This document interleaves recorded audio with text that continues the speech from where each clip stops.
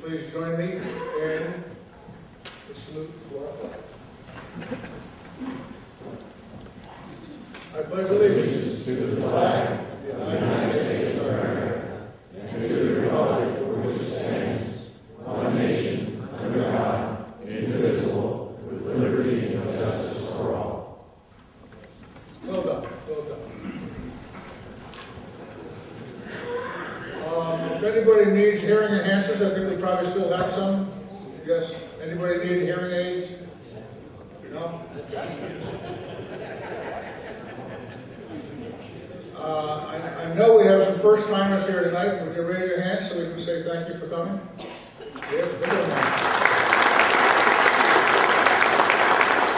And I'd like to always introduce the World War II veterans we have in the house. Would you please recognize your hands?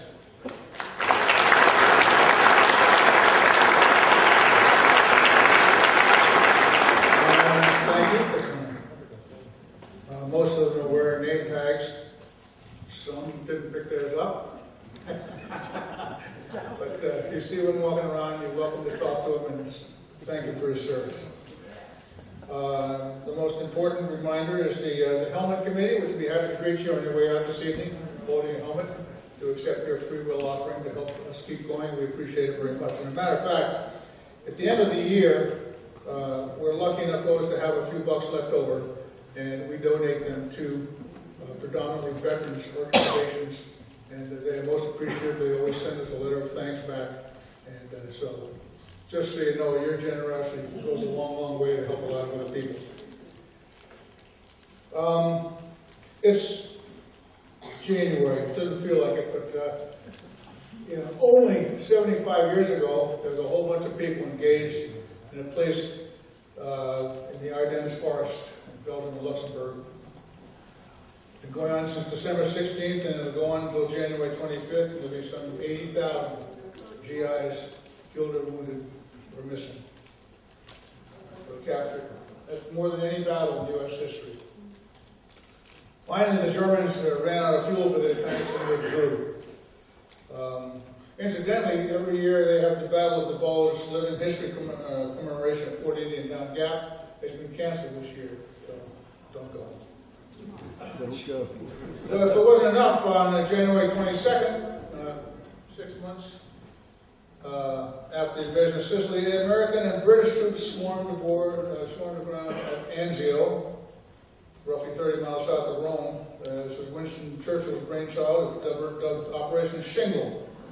The attack caught the Germans stationed along the Italian coast by surprise, but after initial onslaught, they dug in, and the next 4 months saw some of the fiercest, most prolonged fighting in World War II's European theaters. The Allies, including the Canadians, French, and the British and Americans, battled German troops for control of the region at the cost of several thousand more lives.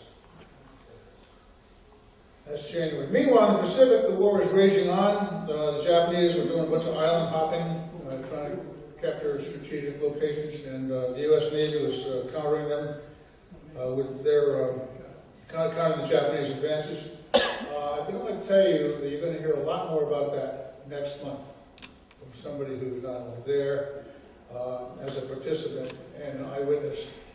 It's going to be something else, so I would encourage you not to miss it. Tonight, finally, and so please bring a guest next month. We enjoy sharing it with everybody. And make your generous. We do have dinner next month. Anybody know? The church does have dinner next month, so if you're going to do it, make sure you make your reservation with Bev. On the slip, if you get one. If you don't have one, sign your name outside on the blue slips, and you'll get notification of our meeting. And please follow the instructions and make your dinner reservation for the meal downstairs. Very good. Charlie Lloyd, where are you? Come on up here. Charlie's going to tell you what else is on our plate, a little bit of what we're doing and what's coming up, and he'll introduce this evening's speaker and how we came to know her. Charlie? Thank you very much. Welcome everyone. Glad to see we have a nice crowd. I'm glad we come out to see Dr. Eddy's very special story. A couple years ago, I went to an event in Harrisburg. It was called GI Jews, and it was all the soldiers from Jewish that fought in World War II. It was a film. And it was at that meeting, Dr. Eddy was there. She actually was a speaker. It was an amazing story. And so I went to Dr. Eddy and I said, you know, there's a parallel here between what you've been writing about and what we've been talking about. I said, would you come and speak for us? And she said, I'd be glad to. When you started running out of World War II veterans. So 2 years later, I called her and she said, I'd be happy to come and speak. So we're going to have her tonight. Kurt mentioned the USS Bataan, I guess, for next month. The following month, we have a... Barb here? Where's Barb? There she is.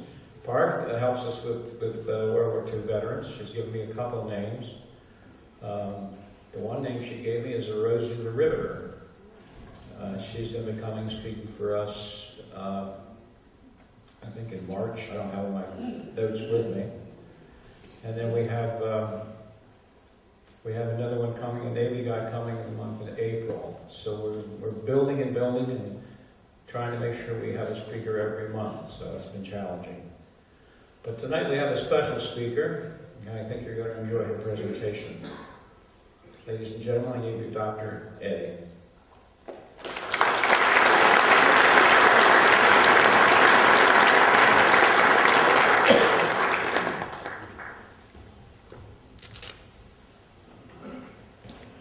This is not a PowerPoint presentation because the last time I gave a PowerPoint presentation, it practically exploded on me. And there's nothing worse than depending on pictures for your talk, and then you suddenly don't have any pictures. So I decided to talk to you tonight. I'd like to open my talk with a passage written by a German Jewish refugee after he'd become an American citizen, joined the U.S. Army, and been assigned to Camp Shell. He wrote, "You get accustomed to a lot of things in an army, but this had a stupid flavor all its own. Placing men you want to send into future battles among the dead of the battle past. Oh, Gettysburg." On November 1st, 1943, there began a flow of U.S. Army men into that area of Gettysburg, Pennsylvania's hallowed ground, now identified as McMillan Woods. Their mission was highly secret, but it soon became clear that they were not your typical soldiers. They were older than your average infantrymen. A large percentage of the men were Jewish, many were foreign-born, and all were fluent in at least one other language. Most belonged to 4 special units called mobile radio broadcasting companies. These units would come to Gettysburg for an intensive training program in war and propaganda services, and they played a substantial role in the conquest of Germany. It was at Camp Ritchie, Maryland, that a first mobile radio broadcasting company, or MRB company, had been formed for service in North Africa and in the Italian campaign. Under the command of Major Edward A. Caskey, this experimental psychological warfare unit had joined forces with experts in British propaganda in a highly successful campaign that proved that psychological warfare was, quote, one of the most important supporting weapons of modern warfare. And it was because of this success that the Army recalled a 32-year-old lieutenant named Hans Habe from his assignment with the first MRB company and assigned him the task of training 4 more MRB companies for the Allied invasion of Europe. Habe was an extremely colorful, some would say controversial figure. He was a Hungarian Jew by birth and a newspaperman by trade. Even before America's entry into the war, he had proved his abilities on the battlefield as a volunteer in the French Foreign Legion. He had been captured by the Germans, imprisoned, and later, with the help of French friends, escaped from a transit prison camp in Lorraine, France. Habe then immigrated to America, quickly became an American citizen, and turned his prison camp experiences into a best-selling novel. It also was made into a movie, incidentally. In 1942, Habe married Eleanor Post Hutton, heiress of General Foods. It was his third marriage and her fourth. Eleanor Post Hutton's stepfather, Joseph Davies, had served as American ambassador to the Soviet Union from 1937 to 1938. Through the spectacular success of his novel, the wealth of his wife, and the political clout of his new father-in-law, Habe became a prominent figure on the Washington social scene. When his wife gave birth to their son, Eleanor Roosevelt served as godmother. At Habe's meeting with his superiors in Washington, D.C. in the fall of 1943, everyone quickly agreed that the secrecy of the Army's mission could best be preserved by moving the NRB candidates to a camp devoted strictly to psychological warfare. As one of the members of the second MRB company, a Czech filmmaker named Hannes Berger would tell it, Gettysburg, Pennsylvania's admittedly somewhat decaying Camp Sharp became Habe's sandbox, given him to do exactly as he wished. As Habe confirmed, quote, "I was furnished with full powers that many a general might have envied. I was allowed to pick from the superbly organized card indexes of the War Department those men whom I considered suitable for the task in hand, and within 48 hours the men thus chosen would arrive at Gettysburg." Until November 1943, the camp on the edge of the Gettysburg battlefield was known only as CCC Gettysburg II. It had housed an all-black unit of civilian Conservation Corps members who had been brought in to clear the battlefield of brush, build bridges and outbuildings, and, in general, beautify the battlefield before and after the 1938 Civil War Veterans Reunion and the dedication of the Peace Light. These quarters had been vacated in March 1942.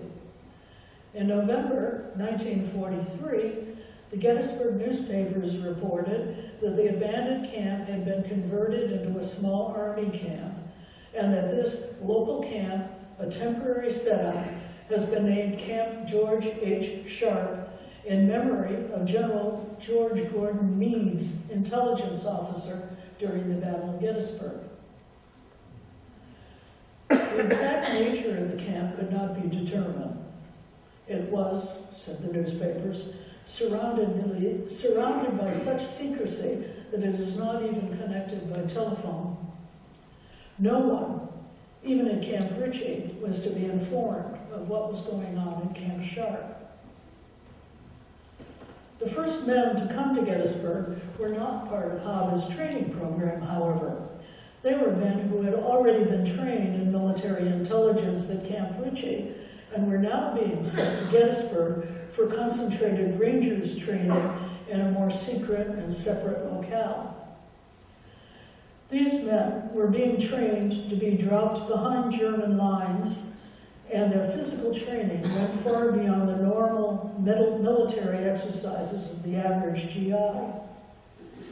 These men, incidentally, were practically all German immigrants.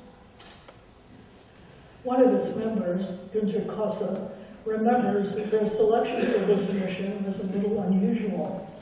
About 60 of the Ritchie men were simply called out one day and told that they should pack their basic equipment, take their weapons, and prepare for a 20-mile march. They arrived at the former CCC camp on November 1st. Costa remembers that there was already snow on the ground.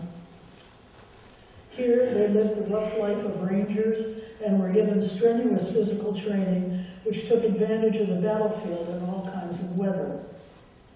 Often these were forced marches at night, meaning that the men had to travel 7 miles an hour with full pack and rifle. Private Costa was struck by these nighttime marches, illuminated only by moonlight among the statues of Civil War soldiers and generals. The men also learned how to take apart machine guns and put them back together under the worst of conditions, when the guns were frozen, for example, and when they themselves were blindfolded. After some weeks, these men were shipped off to Northern Ireland for further training, and the 2nd MRB Company took their places in the Camp Sharp barracks.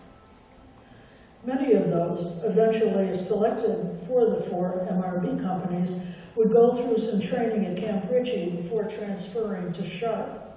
Others, with greater experience behind them, would be directly reassigned to Sharp from other locations and other duties. The author, Albert Gerard, would be brought to Camp Ritchie from his present Army assignment in Ann Arbor, Michigan. There he was learning Japanese. Sergeant Phil Pinkowski was operating radios at Camp Ashby in Virginia when he and 2 fellow soldiers were called up to Gettysburg. Corporal Edward Alexander applied to the MRBs from the U.S. Army Signal Corps and was then sent to Boston University for an intensive crash course in German before his transfer to Gettysburg. As one company historian put it, quote, dozens of radio technicians, German-speaking personnel, and drivers began to pour in from camps throughout the country. Everyone, from the average doughboy to commanding officers to the company members themselves, agreed that the men of the MRB companies were an unusual lot. The German writer Stefan Heim, for example, was the author of the best-selling novel Hostages that had just been made into a Hollywood film. Boris Kremeniev was a Bulgarian-born composer and musicologist with a PhD from the Eastman School of Music. The Czech Jewish author Joseph Wexberg was a columnist for The New Yorker and an authority on gastronomical matters. Tony Strobel was a Disney artist who had worked on Fantasia, Pinocchio, and Dumbo. The Russian-born Count, Igor Cassini, was a prominent gossip columnist. Walter Kohner and Fred Lawrence were successful stage actors from Austria. Among the members of the 2nd Mobile Radio Broadcasting Company, 143 men and 21 officers, 33 languages were spoken, although German and French were dominant.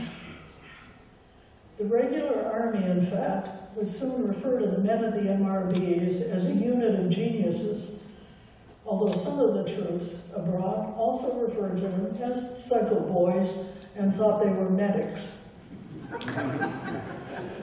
Because of the high percentage of Jews in training there, the men stationed at Camp Sharp usually referred to it as Camp Shapiro. As one of the first of the MRB transferees into Gettysburg, the Henry James scholar Leon Adel expressed his dismay upon arriving at Camp Sharp on January 3rd, 1944. Quote, "We were parked in a muddy hollow at the bottom of a slanting road. The barracks were filled with dust and cobwebs. The windows looked as if mud had been smeared across them, and mice and rats had left their deposits." The MRB men were not used to the harsh living conditions that the Rangers had endured at Camp Sharp. The novelist Stefan Heim found the barracks to be more like hovels than dwellings, in, quote, "different stages of scantily painted over decay." The barracks were, quote, "surrounded by a sea of mud, The wind whistled through gaps in the walls, while 4 stoves tried in vain to keep up the room temperatures. Major John Cherecki was the camp commander, but it was Lieutenant Hans Habe who dictated the training program. The company personnel was divided into sections: headquarters, radio, propaganda, printing, and motor pool. Depending on previous experience, training at Sharp would last from 1 week to 3 months. Quote, as training proceeded, the separate sections soon became expert in their jobs. The radio men disappeared into their rigs to master their equipment.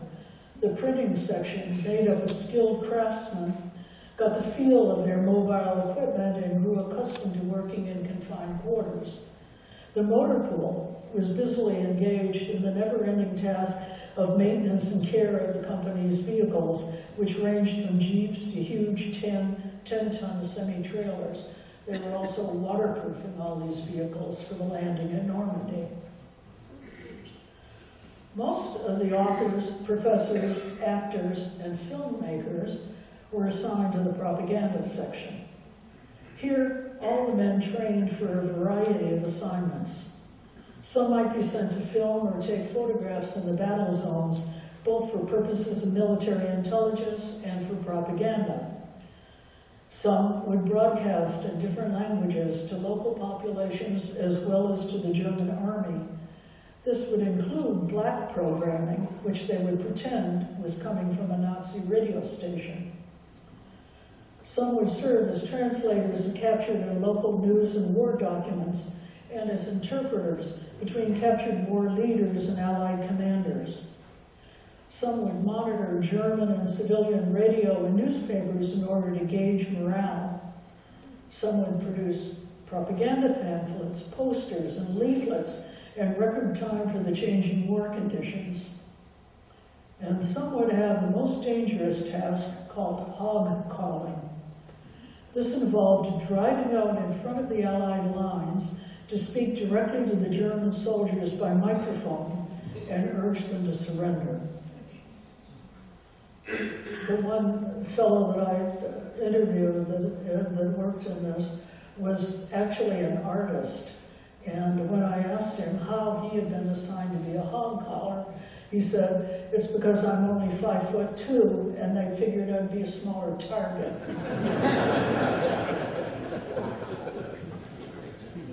Despite this possibility of future specialization, all were instructed in all techniques of propaganda, and Hans Habe was the main instructor.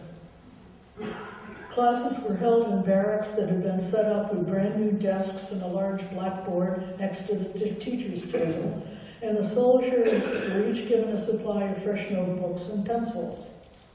As the men sat there waiting for something to happen, suddenly, quote, someone appears like a comet towards the men who are watching him in astonishment and informs them who he is, First Lieutenant Hans Habe de Beckhuizen, recently returned from Africa. The men were all amazed and amused by Habe's appearance.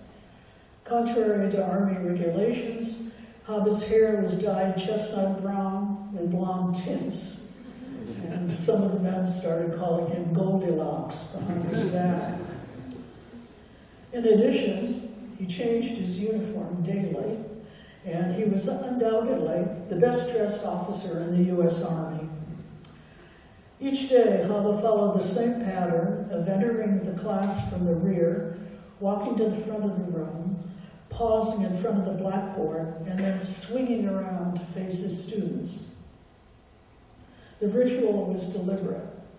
Despite his heroism on the battlefield and his brilliance as an interrogator, he was, at heart, an actor and a fop.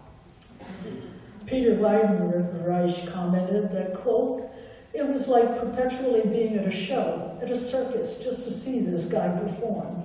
I would have paid money for it. Leon Edel was also amused by Habe's speech. He revealed a strange mix of Anglo, French, and expressions and words, he said. I'm here, he told us, to tell you some dopes. He spoke of changement and groupment. He told us how many innumerable things he had to cover. He was forced to condensate. And having condensated, he offered a few additional datas. Stefan Heim recalled that, quote, how his manner of speaking was fascinating. His somewhat squawking nasal voice did not allow his listeners to shut down, however tired they were. And the powerful gaze of those large, bright, slightly protruding eyes always seemed to demand some reaction to his assessments, desires, and challenges. In spite of his foppishness and his unusual manner of speaking, Habe was an effective instructor who won the grudging admiration of the worst skeptics. Filmmaker Hanish Borger said, quote, he was amazing. Not only did he slip with no apparent difficulty from one role to another, it would not have surprised us if he had changed clothes and makeup in every one of our short breaks, like a quick change artist in a vaudeville theater. He was, by turns, German teacher, journalist, radio director, political lecturer, copy editor, language teacher, voice trainer, psychology professor, whatever the course material required. 50-minute classes with a 10-minute break between them were held each day from 9 until 5. One set of lectures was on interrogation. Habe treated this extensively. He taught the sharp boys how to evaluate whether a prisoner was going to be tough or easy to break. As a rule of thumb, the easiest prisoners were, quote, first Poles, then Yugoslavs, then Germans. Enlisted men, then non-commissioned officers, then officers. But there were frequently exceptions to this. Interrogators must be patient and develop techniques for determining who among the German prisoners were likely to be tough or easy cases. He also taught the men various psychological techniques that were effective when questioning difficult German soldiers. I want to remind you right now that this was when the Geneva Convention was in full force. And so as an interrogator, you could not threaten a prisoner, you could not use violence on a prisoner, you could not lay hands on the prisoner, and you could not humiliate the prisoner. So everything had to be psychological. Habe suggested that these interrogators should first ask a few military questions of prisoners to which they already knew the answers. Quote, this will give the prisoner the satisfaction of refusal. You will then supply the answers yourself, thereby showing your knowledge and easing his mind on the point of military security. The officer will feel that this military information is the real objective of your interrogation. From this point on, the interrogation may turn to the not strictly military subjects that you are really interested in and the significance of which German officers really rarely appreciate. At the end of the lectures, the Camp Sharp participants were called upon to do practice interrogations under the watchful eye of Habe and their classmates, who then critiqued their performances. Another important part of the training at Camp Sharp was radio monitoring. The monitor is a news reporter, Habe told the men. It is his job to listen to news broadcasts and to report them as faithfully as possible. He must train himself to listen patiently and record quickly and accurately what he hears. Since most of the men did not know shorthand, Habe taught them a cue word system to use in its place. It is similar in nature, I would say, to the acronyms and abbreviations that people use today in texting. At any rate, the men could turn these abbreviations back into words and work them into complete sentences when the broadcast was over. It It was necessary for the men doing this monitoring to have complete mastery of personal and geographical names as well as keywords in order to be effective. Their work had to be accurate. Monitors were not to editorialize, but to make their reports as comprehensive as they were able. They were not to skip any news items, however unimportant they might appear. The chief monitor would then arrange these reports by classifying them as allied, enemy, or neutral news stories. Then he would index them and write a page of personalities in the news and another of highlights in the news. These reports were mimeographed and distributed to all the writers on their team for print or radio broadcast. Many of the sharp soldiers found monitoring radio broadcasts to be one of their most difficult tasks.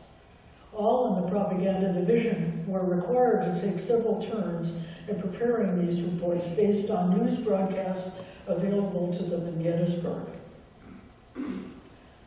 Men also learned how to use the chief monitor's reports in other propaganda venues.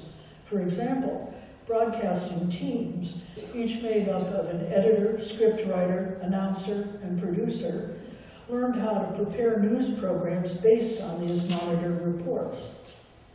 The scriptwriters rewrote them to make them suitable for 15-minute broadcast news segments. They were trained to keep their sentences short, use adjectives sparingly, and keep the language simple. Haber taught the men a very interesting technique for holding the interest of German radio audiences.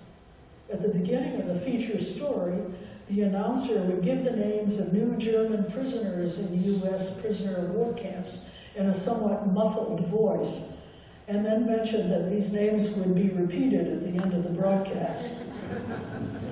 This device did indeed keep listeners glued to the radio until the names were repeated quite clearly and the listeners could hear whether or not friends or family members were among those listed.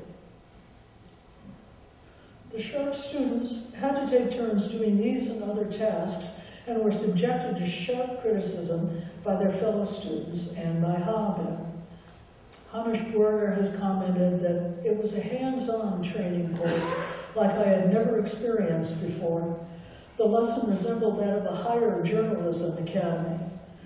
In print, as in broadcasting, everyone was trained in all aspects of text preparation, writing, style, and layout. As in broadcasting, work with print material began with the information given in the chief monitor's daily reports. Haber emphasized again and again that in writing stories, whether for broadcasting or for print, one main idea should carry through the feature. Years later, the political scientist Conrad Kellen would recall how Haber used to ask whenever someone sought permission to print a pamphlet or a propaganda leaflet, "Where is the red thread running through it?" The men learned that many of their propaganda leaflets and pamphlets would be printed on small sheets of paper so that they could be fired in artillery shells across German lines. The point was to encourage the German troops to surrender. The sheets should emphasize the good treatment that prisoners received in the American camps, the adherence there to the terms of the Geneva Convention, the promise that they could communicate with their families by mail, and assurances that they would be returned home as soon as the war was over. These assurances were generally printed on the back side of the leaflets, along with instructions on how to surrender. The front side was written by the Camp Sharp men, and these should aim as a rule to be more sober and terrifying, and yet be simple but striking enough to have souvenir value. Haber noted that enemy soldiers have often kept a leaflet on that basis, not using it immediately, but under the pressure of later military events, coming to present it as a means of entry into our lines. And one of the Camp Sharp men, Cy Levin, when he was over there, he suggested, even though he was doing the hog calling, 5'2", He suggested to the men doing propaganda pamphlets that the best thing they could do was, on the front side, tell the German soldiers how to say "I surrender" in English. And so they printed up 4 million of these pamphlets explaining how you say "I surrender," so that they could come through with that. And the reason given on the pamphlet was so that if they were surrendering, they would be not shot in mistake by the Americans. But the real thing was the psychological ploy, because it got them to think about the idea of surrender, and it proved very effective. Before the students at Sharp composed any leaflets, however, they were given examples to study and critique. One of these unsatisfactory examples contained 36 different violations of the principles of good propaganda. It began with the heading, "How much longer?" Wrong. One must not show impatience. And then read, "Tomorrow at 7:31, no, one must never prophesy. The 6th Parachute Regiment will disappear from the earth. No, one must avoid bombastic language. We have heard from one German prisoner. Wrong. One must never use information obtained from fewer than 8 prisoners. And one must say prisoner of war, not German prisoner. That you have received insufficient nourishment. Wrong. One must not mention discomfort suffered by all the soldiers," and so on. Haga applied the same principles for addressing the enemy directly by loudspeaker at the front. As with pamphlets, one was constrained by time, as it was extremely dangerous to speak for more than 90 seconds when one was vulnerable to gunfire and artillery shells out in front of the Allied lines. The soldiers at Sharp practiced making these addresses as well. Occasionally the Sharp boys slipped up. The Czech actor Walter Koner recalled that there were, quote, "trucks with loudspeakers and transmitters parked behind our barracks. We were testing the equipment, broadcasting within the confines of the camp. Once, one of the company's chief technicians accidentally transmitted on a frequency outside his range. The citizens of Gettysburg were mystified to hear orders delivered in German over their radios that they should surrender to the Americans." While Haga's students were learning all the ins and outs of propaganda, the other divisions were active in their own fields. Under the instruction of their company officers, the radio personnel tested and ordered their equipment to be able to fit within a large truck. Lieutenant Arthur Jaffe recalls, too, that the 400-watt mobile transmitters were tested in code broadcasts from one to the other, the longest distance covered being the 20 miles between Camp Ritchie and Camp Sharp. Once an antenna tower had been erected at the camp, and the FCC had granted a frequency, the 1 kilowatt station played music for a day that could be picked up in the town of Gettysburg. Meanwhile, the printers at Camp Sharp learned various printing techniques that could be applied to all types of war and field situations. Again, they had their printing equipment on trucks so that they could do this right behind the front lines to get these tactical pamphlets out immediately. They also received specialized training in Veritype printing at Sharp. Of course, all the Sharp men had to become familiar with a range of weaponry. Their commanding officer reported that, quote, "The high point of this training was the day the company traveled to Ritchie to fire the M1 on the snowbound rifle range. Although the weather was freezing and a blizzard obscured the targets, over 90% of men qualified." In reality, the scorers were remarkably generous. Albert Gerard of the 2nd MRB was probably not all that atypical in his lack of prowess with rifles. Quote, I did pass the rifle range test that was mandatory prior to shipping overseas. Firing into the snow, I even had an astonishingly good score. My scorer, once the results had been officially recorded, told me that I had, in fact, been hitting the wrong target. There's not a lot of spare time in Gettysburg, Camp Sharp, but in their class breaks and in their downtime, the men often talk politics.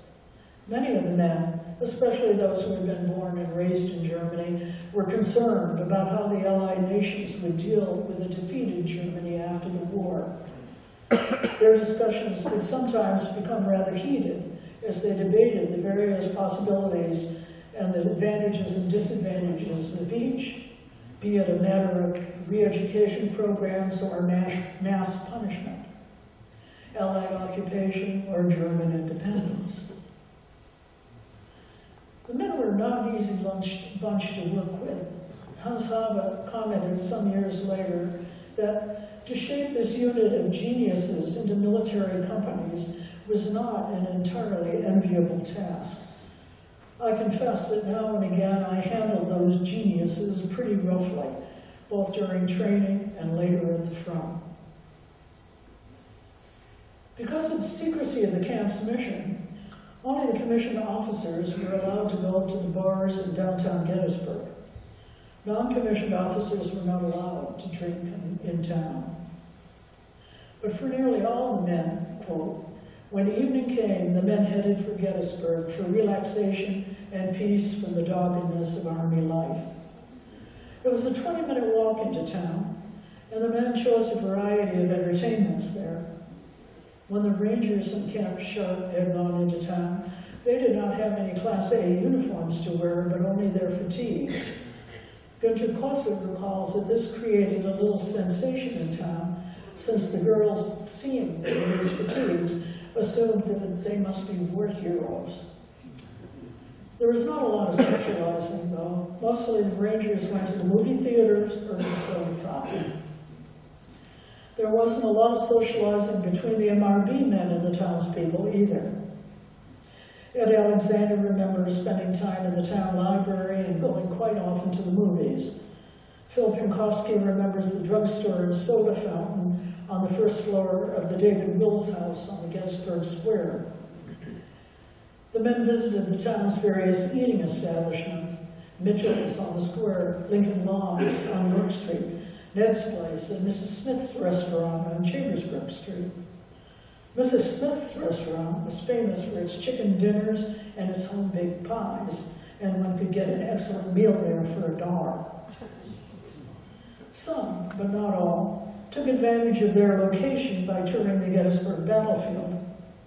Some of the men could claim ancestors that fought there.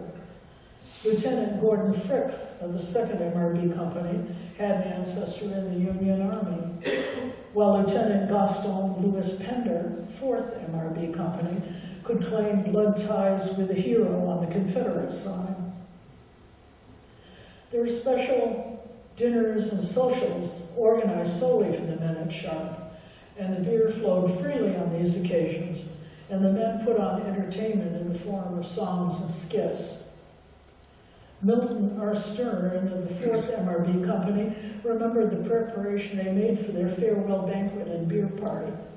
Quote, "The beer is easy enough, but the cook has a feeling for flowers, so we've got to collect flowers. Where do you collect flowers? Oh, off the soldiers' graves. So we picked all the flowers we needed from off the soldiers' graves. It was really quite something. Then we had our beer party in the VFW headquarters post in town." Lieutenant Arthur Jaffe of the 2nd MRB recalled that one of the highlights of our stay at Sharp was a Washington's birthday dance at the Gettysburg Armory, in which members of the company presented several original skits. The later MRB companies could not use the armory for their banquets because a group of 50 German prisoners of war were brought in and housed there. This made for odd exchanges whenever the men from Sharp passed it on their walks into town. Ed Ed Alexander remembers the armory and the fence that surrounded it. I distinctly recall a metal fence upon which the German soldiers leaned and joked with us freely with no U.S. guards in sight. They teased us about secrecy, adding that Americans who all spoke German surely had some other purpose in their training at this special camp.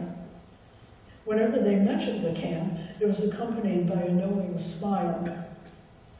I cannot say whether any of our guys ever spilled the beans, but these POWs had either been captured or surrendered because of leaflets we were being trained to prepare. How ironical. In any case, we could never pass them on our way into Gettysburg without their hailing us in German.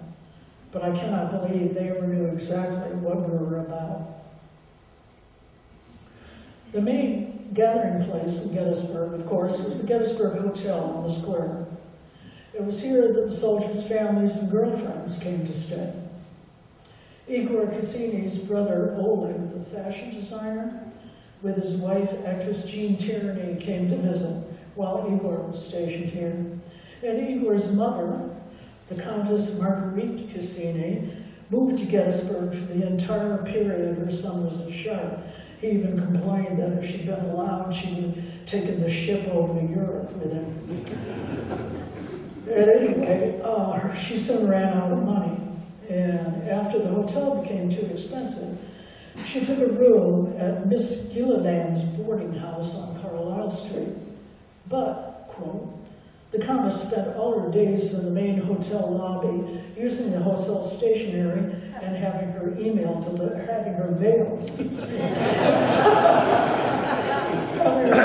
delivered there.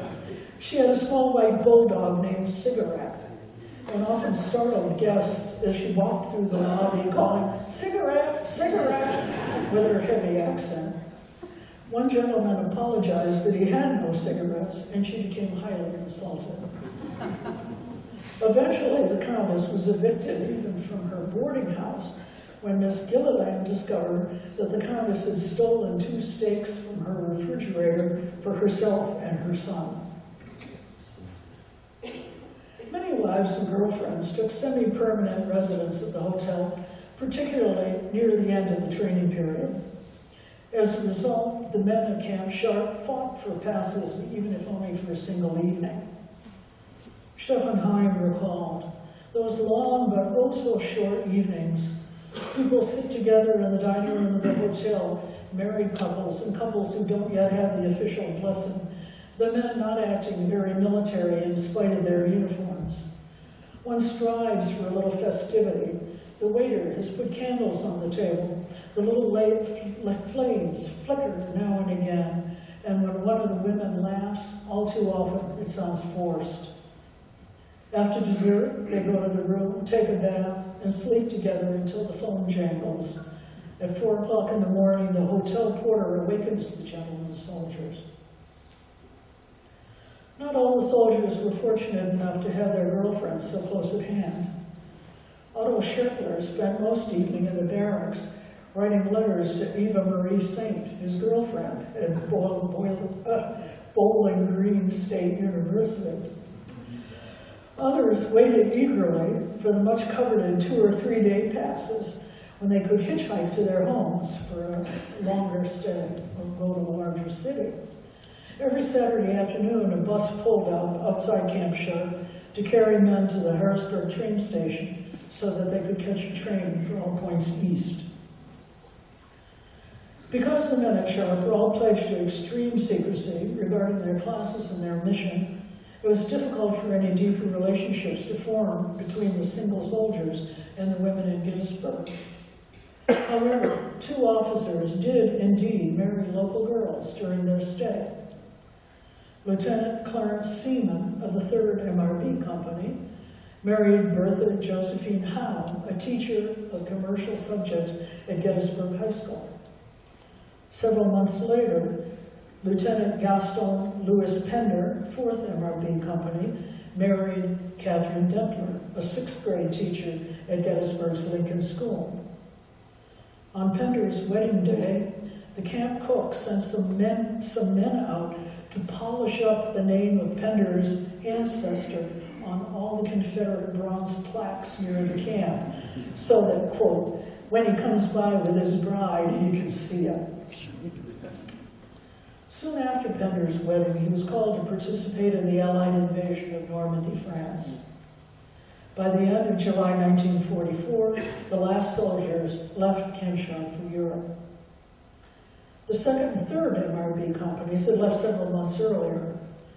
The wives and sweethearts had known of their early April departure before the Sharp boys did, not because of a breach in security, but simply because the local tailor had mentioned to one of the soldiers' wives that he had to iron the uniforms of the officers because it's all starting up tomorrow.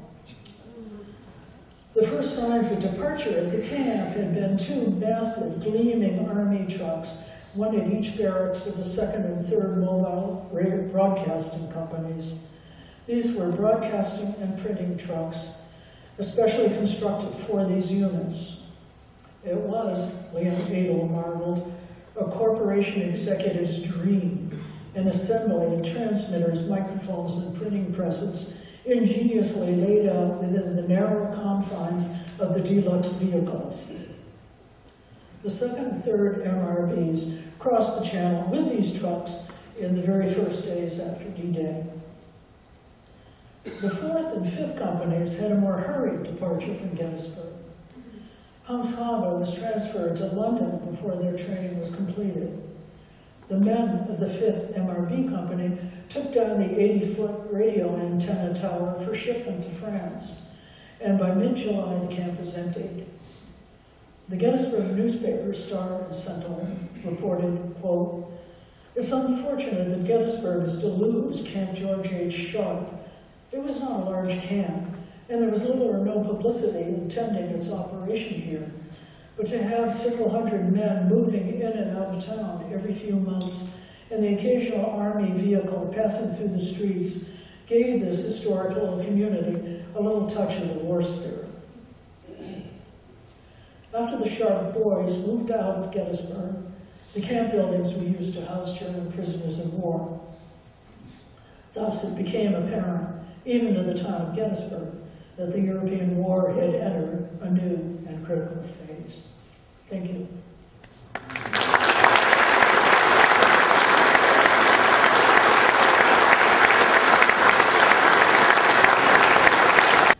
This one guy was over there supposedly to hog call, to go out in front of the lines and talk to people and get them to surrender.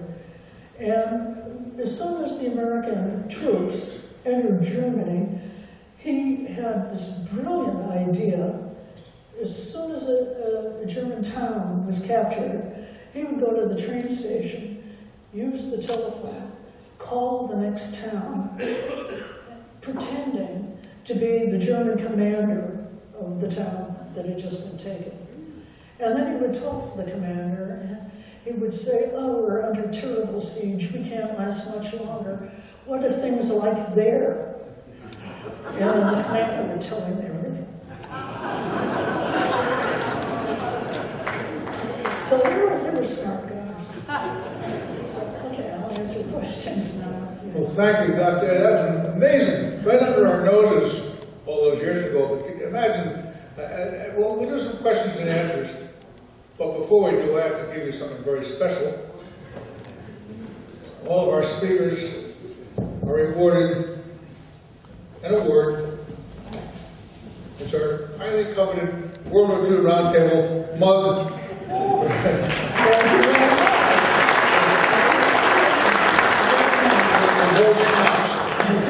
Now, we'll have some question and answers, and since I got the mic, I get the first question. How were the people who did what they did when they went overseas, how were they recognized by the military after the war, or were they? They weren't recognized very much after the war. Matter of fact, their achievements were rather downplayed. They what? Their achievements were rather downplayed by the rest of the military, who said, these men surrendered because we were defeating them in battle, not because you were going out from the line. But there are several cases where it's provable. One man, Benno Frank, did radio broadcasts, and he managed to get 2,000 Germans to surrender by telling them that he too had been a German soldier in World War I, and now he was an American soldier, and you could trust him. And you know, everything is just wonderful in American captivity. You just come over. We have food, we have liquor, we have all these good things. And when you come over, just ask for Captain Honors. And if you don't like it here, after 30 hours, you can go back if you want to. And they did this until one of the German prisoners said, I want to go back. And so Frank persuaded his superior that, okay, let's send him back. And so they loaded him down with chocolate and candy and cigarettes, and they sent him back. And then Frank got on the radio and said, see, you can trust Captain Honors. He didn't like it here, but look at all he brought back. And if you want to ask him what it's like over here, you just go there. I mean, he's in barracks too. And tell him Captain Honors sent you. Another time, the same guy, and this is a different situation where he was pretending that it was a Nazi broadcasting station going to the troops. The Americans had captured the bridge at Remagen and Arnhem, and there was a point at which the soldiers that were trapped in the Eifel Mountains could easily have escaped the Americans. And he went on the radio as a German officer, telling them that there was only one way out. And they went out and walked right into a trap and were captured. And this is just one of these guys that did this. So, yeah, they deserve more recognition than they could get. And are there statistics documenting their success rate of captures or converts or whatever? Well, as I say, it's very difficult because it's usually done in connection with battle. Yeah. So it's very, very hard to say whether these guys would have surrendered because they were defeated or being defeated, or whether they were persuaded. So we know what we did was important, and thank you so much for documenting it so well. It's a fascinating book. If you haven't bought it, I would recommend you do it. But do you have any questions? Here's one. Yeah, of all the men that served there, how many are still surviving? How many? How many of the men are still surviving that attended the camp? Oh, fewer every day. I interviewed 10 that I found, and of that 10, only 4 are still alive, and I'd say only 2 are still capable of giving good interviews. Once the city of Luxembourg was captured by the I'm Americans. down here because I can't hear the mic from here. When the city of Luxembourg was captured, and then the radio station, Radio Luxembourg, how was that used by the psychological warfare units? How was Radio Luxembourg used by the psychological Well, warfare they did units? that. And as a matter of fact, when I told the story about the German soldiers walking into the trap, that was on Radio Luxembourg. It was a black operation called Operation Annie that they did. Radio Luxembourg had their white broadcasts that they did to Germans, but they also had black broadcasts. And he was working with the black broadcasts there. And then one last thing, do you know specifically, or any historian that you can think of that really have researched the radio broadcast units that were part of 3rd Army early 1945? So is there any one person you can recommend that has really researched the Patton's 3rd Army and the psychological warfare units that were assigned to it? Not that I'm aware of. And of course, these men were, 4 men were assigned to every fighting unit. It's very difficult still. Fortunately, a lot of these men were very, very bright and famous. were very famous, and they wrote their memoirs. And they would sometimes tell exactly where they were and who the men were on their team. what happened to the members on the team. Of course, some of them died too, obviously. Matter of fact, they said that the most dangerous situation that you could have was the drivers of the hog cars. They had to stay with the Jeeps. The guys that were doing the hog hauling could have their long cord and crawl some distance from the Jeep to make their broadcasts. But the other guys had to stay with the Jeep.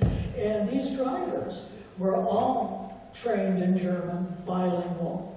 And they also were trained in interrogation and in doing all those things. So they weren't simply technicians, but they were actually qualified in psych warfare.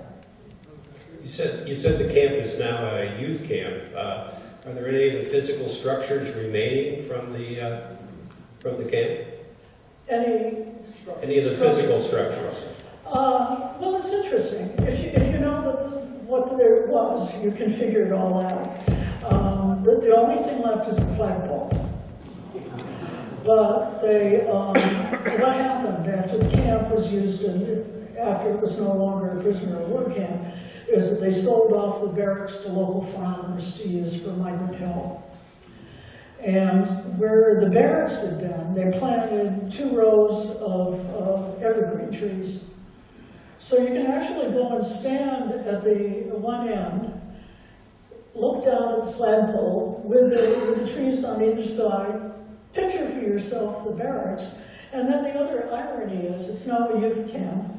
And so the youth camp commander spot is the same spot where the camp chef commander had his office. Where the latrines were, there are now porta potties, and where the carpool was is now the horse trailer parking lot. So it's still there if you know what it is. Was there any camp like this for the Japanese then? There was some work for that, but they were also training Japanese men, not here at Sharp, but at Camp Ritchie. But there was camp on the West Coast, of course, for that. Yeah. Are you aware of the casualty rates for the people that train there? No, I just know of men that died, but I don't have the numbers.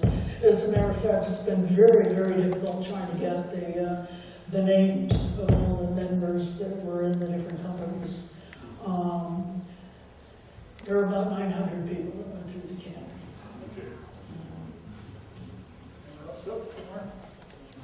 Hang on, so everybody can hear you. Go ahead. Would any part of this program evolve into Radio Free Europe? I'm sorry, I didn't. Did any part of this program evolve into Radio Free Europe? Did it evolve? Radio Free Europe. I'm sorry, I don't. Tell me the question. No, I can't. I'm sorry, we didn't hear the I'm question. hard to hear. Did any part of this program evolve into Radio Free Europe? Did any part of this program evolve into Radio Free Europe?